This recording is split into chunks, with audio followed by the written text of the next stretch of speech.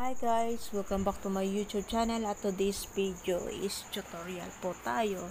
So, i-guide ko po kayo steps by steps kung paano po gawin or mag-create ng agov.ph.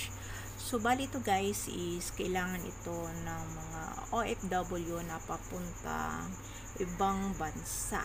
Kailangan ma-verify or mag-create kayo ng apps na ito.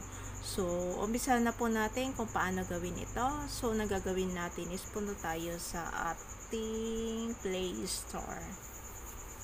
Then, sa Play Store is ito, type nyo lang po yung agov.ph. Kailangan po, yung gov.ph is capital letter. Then, ito po yung mag-a-appear. Kailangan nyo ng fingerprint or face verification para ma-open yung or ma-download yung ating apps.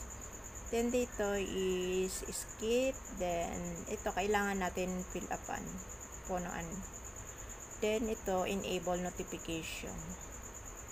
Dito guys is meron tayong ma-receive na number sa ating email. Then, buksan nyo po yun, then enter nyo yung number.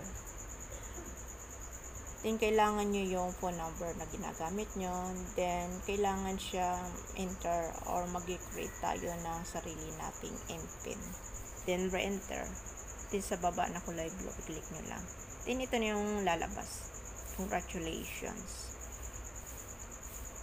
Then, dito guys is kailangan nating i-fill upan yung address. Kailangan nyo isulat dyan.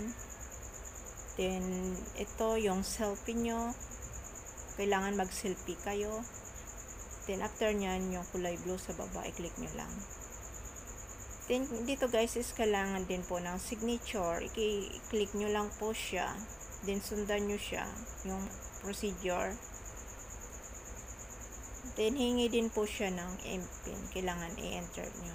Then, okay na po. Yan, congratulations na po ang lumabas. So, ganun lang po kadali kung paano mag-create or i-verify yung ating account sa agov.ph.